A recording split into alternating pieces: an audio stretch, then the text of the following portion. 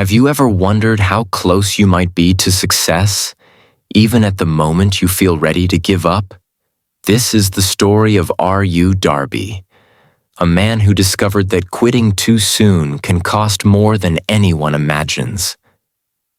In the late 1800s, during the Great Gold Rush in America, people from every corner of the country dreamed of striking it rich. Some sold everything they owned just to chase the glitter of gold. Among them was a farmer who had a dream of wealth. His nephew, a young man named R.U. Darby, decided to join him. The uncle had a sharp eye for opportunity. He bought a piece of land in Colorado, believing it held treasure beneath its surface. With excitement burning inside them, the uncle and Darby picked up their picks and shovels and began to dig. At first, their efforts paid off. After only a short time, they discovered signs of gold. Their hearts leapt with joy. They quickly covered the spot, returned home to Maryland, and told their family and friends. "We've found gold," Darby's uncle said, his eyes shining. "But we need money to get proper machinery. With it, we can pull out enough ore to make us rich." Their friends and neighbors believed in them. Everyone pooled together what they could.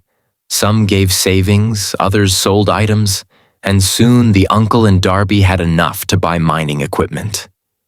They felt unstoppable. When the machinery arrived, they went straight back to the land and began digging with renewed energy. At first, their work seemed promising. They found a little gold, enough to encourage them to keep going. But then, suddenly, the gold disappeared. No matter how deep they dug, no matter how many rocks they hauled out, the glitter they dreamed of was gone. Day after day, they dug with all their strength. Darby's uncle grew more frustrated with each empty load of earth. Darby himself, though young, felt his hope sinking. "Maybe the gold vein has run out," his uncle muttered. Sweat dripped down his face as he leaned on his pick. "Maybe we just need to dig a little more," Darby replied, though his voice lacked confidence. Weeks passed. They worked harder, but the results were the same. Nothing. The laughter of nearby miners echoed in their ears. Some whispered that the uncle and nephew had been foolish to believe in their land. At last, Darby's uncle threw down his pick. "That's it," he said firmly. "We've spent all this money, all this effort, and there's nothing here. We can't keep wasting our time." Darby hesitated, looking at the hole that had once filled him with hope. His hands were blistered, his back ached, and his spirit felt heavy. "Maybe you're right," he whispered. Together they made a painful decision. They would sell the machinery to a junk dealer and walk away. The junk dealer who bought their equipment wasn't just an ordinary man. He had a sharp mind and a habit of asking questions. He looked at the land the Darbys had abandoned and wondered, was the gold really gone? Or had they missed something? Instead of swinging a pick blindly, the junk dealer sought expert advice. He called in a mining engineer to study the land. The engineer examined the soil and the patterns of the rock. After careful calculations, he gave the dealer astonishing news. "The Darbys stopped digging too soon," he explained. "The gold vein runs just a few feet from where they quit. In fact, if they had dug only about 3 feet deeper, they would have struck one of the richest deposits in Colorado." The dealer wasted no time. He picked up where the Darbys had left off. Within only a few hours, his machinery struck the glittering treasure. A massive vein of gold burst into view.